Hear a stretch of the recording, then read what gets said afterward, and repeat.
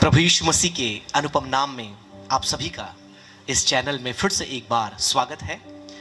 मैं परमेश्वर का धन्यवाद करता हूं कि आप अपने बहुमूल्य समय को निकालकर आज परमेश्वर के कलाम को सुनने के लिए यहाँ पर आए हैं। एक बहुत ही लघु संदेश मैं आप तक पहुँचाना चाहता हूँ बिना अधिक समय लिए। आज का वह दिन है जो पूरे विश्व भर में एक विजयी प्रवेश के रूप में मनाया जाता है, जब प्रभु यीशु मसीह यरूशलेम में एक गधे के ऊपर बैठकर प्रवेश करते हैं और उनका आगमन लोग बड़े जोर शोर के साथ, आनंद के साथ, होशाना पुकारते हुए, खुशियों के साथ खजूर की डालियां हाथ में लिए और मार्ग पर बिछाए हुए उसका स्वागत करते हैं। और जब हम सब इस दिन को मना रहे हैं, कलीसियाओं में उस खजूर की डाली को लेकर के जा रहे हैं, जब हम इस उपलक्ष्य में यहां पर इकट्ठे हुए हैं और जब इस दिन अपनी अपनी कलीसियाओं में, जैसे बहुत सी कलीसियाओं में ये देखा गया है, उस खजूर की डाली को लेकर के लोग जाते हैं। मेरे प्रियो, 3 बातें इसके विषय में मैं आपके बीच में रखना चाहता हूं। इस विजयी प्रवेश को आप कई दृष्टिकोण से देख सकते हैं, लेकिन आज मेरे प्रियो इसके विषय में 3 दृष्टिकोण या 3 बातें मैं आपके बीच में रखना चाहूंगा कि हम जब यीशु का विजयी प्रवेश देखते हैं, पढ़ते हैं, मनाते हैं, हमारे जीवन में यह 3 विचार पर हमें विमर्श करने की आवश्यकता है। अब इससे पहले कि उन तीनों विचारों को हम देखें, 2 प्रश्न हमारे सामने आते हैं कि आखिर ये खजूर की डाली क्यों लोगों ने इस्तेमाल किया यीशु का स्वागत करने के लिए। तो जो मेडिटेरेनियन रीजन है या फिर इज़राइल का जो पृष्ठभूमि, यदि आप देखेंगे आपको मालूम चलेगा कि वहाँ पर खजूर की डाली का जो एक सिंबॉलिक मीनिंग था वह विजय से था, अपने आप में शांति से था, अपने आप में खुशियों से था। जहाँ कहीं भी उसको दिखाया गया है, यह अपने आप में विजय का प्रतीक है। और फिर आप देखेंगे दूसरा जो एक प्रश्न आता है कि यीशु गधे के बच्चे पर क्यों, मतलब गधे पर क्यों सवार हुआ, किसी घोड़े या किसी और जानवर पर क्यों नहीं।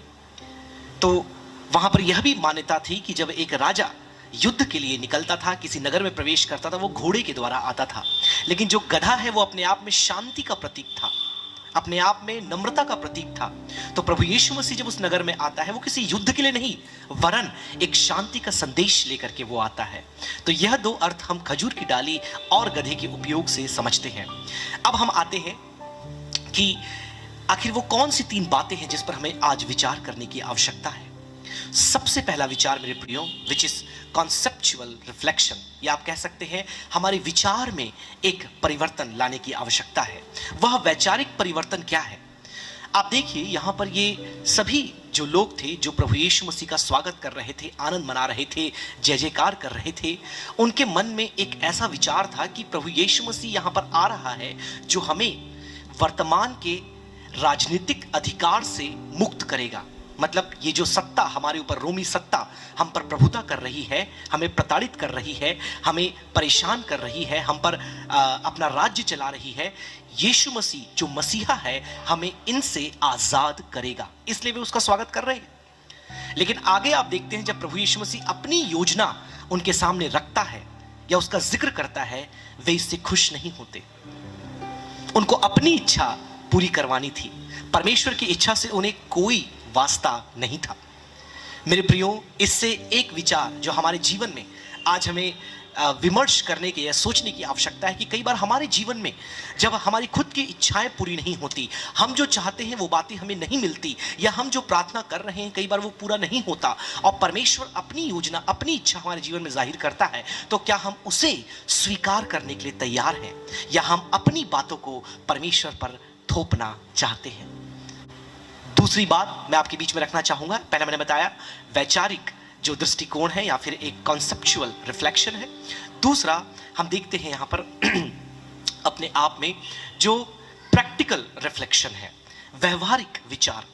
अब प्रैक्टिकल रिफ्लेक्शन क्या है? ये वे लोग जो जय के नारे लगाकर, विजय गीत गाकर यीशु का स्वागत कर रहे थे, यही लोग आप देखेंगे जब दुख यीशु के जीवन में आता है, उसे पकड़वाया जाता है, उसे क्रूस पर चढ़ाया जाता है, वे सब वहां से चले जाते हैं।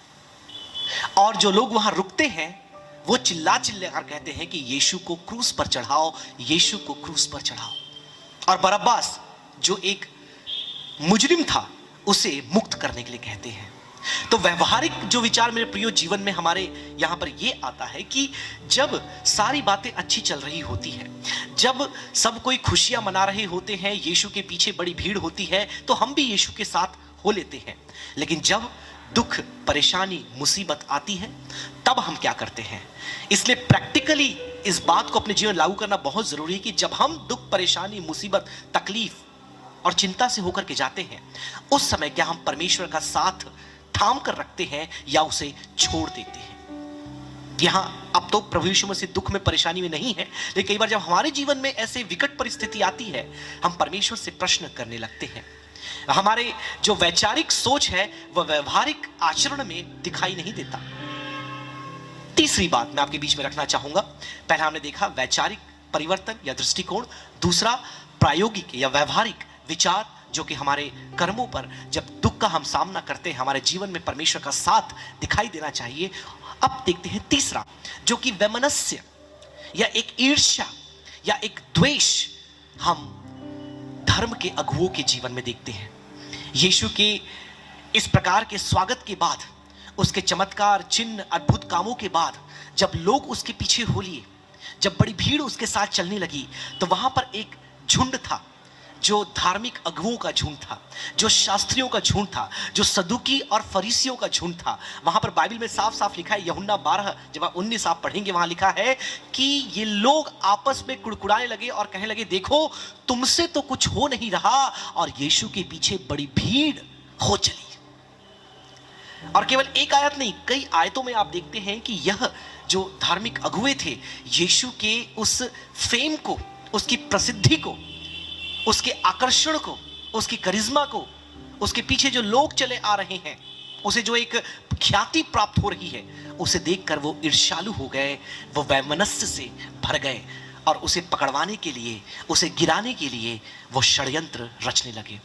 मेरे प्रियो, कई बार हमारे जीवन में आसपास जब हम लोगों को देखते हैं, उनके जीवन में उन्नति हो रही है, लोगों के जीवन में विकास हो रहा है, वे बढ़ रहे हैं, उनके पास आर्थिक प्रसिद्धि आ रही है, उनकी पदवी में पदोन्नति उन्हें मिल रही है, और कई बार हम देखते हैं कोई अच्छा प्रचार कर रहा है, कोई अच्छा कार्य कर रहा है, कोई सेवा में बढ़ रहा है, कोई अपने जीवन में बढ़ रहा है, कोई नौकरी में बढ़ रहा है। कई बार हम भी फरीसियों के समान, सदुकियों के समान, शास्त्रियों के समान वैमनस्य से भर जाते हैं, ईर्ष्या से भर जाते हैं, और कहीं ना कहीं लोगों के लिए बुरा सोचते हैं। यदि बुरा नहीं भी करते, कई लोग तो बुरा करने भी लगते हैं, लेकिन हम बुरा सोचने लगते हैं उनके लिए। हमारा मन वैमनस्य और ईर्ष्या से भरने लगता है। मेरे प्रियो, ये तीसरा विचार मैं चाहूंगा आज हमारे मन में परमेश्वर का वचन बैठाने पाए, परमेश्वर की पवित्र आत्मा हमारे अंदर हमें कायल करने पाए कि हम दूसरों की खुशियों में शामिल हो जाएं, दूसरों के पदोन्नति में हमारी खुशियां दिखाई दे। हम उन फरीसियों के समान न बने, लेकिन अगर कोई बढ़ रहा है, हम उनके साथ उन्हें और प्रोत्साहित करें। तो तीन बातें मेरे प्रियो आज इस खजूर रविवार में हम स्मरण रखें। जब हम यीशु के विजय प्रवेश को देखते हैं, मेरे प्रियो, हमारा जो कहना चाहिए एक विचार है परमेश्वर की योजना को लेकर के, उसे हम ग्रहण योग्य या उसे अपने जीवन में स्वीकार करने वाले बन जाएं। हम अपने इच्छा, अपनी योजना परमेश्वर के ऊपर ना थोपें, लेकिन अगर उसके लिए हमारे पास जो योजना है उसे स्वीकार करें। हम उसके इस पृथ्वी पर सांसारिक प्रभुता नहीं, वरन उसकी स्वर्गीय प्रभुता, स्वर्गीय राज्य के लिए हम अपने आप को तैयार करें। दूसरी बात, जैसे मैंने आपको बताया, एक व्यवहारिक विचार कि हम ना केवल यीशु के साथ उस विजय प्रवेश में उसके संग खड़े रहें, उसके साथ चलें, लेकिन जब दुख, परेशानी, मुसीबत, विकट परिस्थिति आती है, तब भी हम यीशु का साथ ना छोड़ें, या परमेश्वर को अपने साथ हम बनाकर रखें, उसके पीछे हम चलते रहें। और तीसरा, वैमनस्य, जब दूसरों की उपलब्धि को हम देखते हैं, हम भी उनके साथ आनंद करें, हम खुश हो जाएं, अपने मनों को नियंत्रित करें कि ईर्ष्या, कपट, द्वेष दूसरों के प्रति अपने हृदय में आने न दें। और सबसे बड़ी बात, लोगों को यीशु के विजय प्रवेश के बारे में सूचित करें। यीशु यरूशलेम में तो प्रवेश किया, लेकिन आज बहुत से दिल ऐसे हैं जिन्होंने यीशु को अपने दिल में प्रवेश नहीं दिया है। तो क्यों ना आप इस शुभ संदेश को, यीशु के आगमन की इस खबर को लोगों तक पहुंचाएं, उन लोगों तक जो अब तक यीशु को नहीं जानते, अब तक उद्धार को नहीं जानते, अब तक अपने जीवन में पाप में जीवन व्यतीत कर रहे हैं, होने पाए कि वे भी भी यीशु को अपने दिलों में, अपने मनों में विजयी प्रवेश देने पाए, उसे उद्धार करता, उसे अपने प्रभु करके स्वीकार करने पाए, अपने पापों से फिरकर, अपने गुनाहों की माफी मांगकर अपना जीवन बपतिस्मा लेते हुए यीशु के लिए व्यतीत करने पाए। यही है मेरे प्रियो विजयी प्रवेश का सुसमाचार और संदेश। इस छोटे से लघु संदेश के द्वारा प्रभु आप सबों को बहुतायत से आशीष दे। आप सबों को जय मसीह की। May God bless you all. Praise the Lord.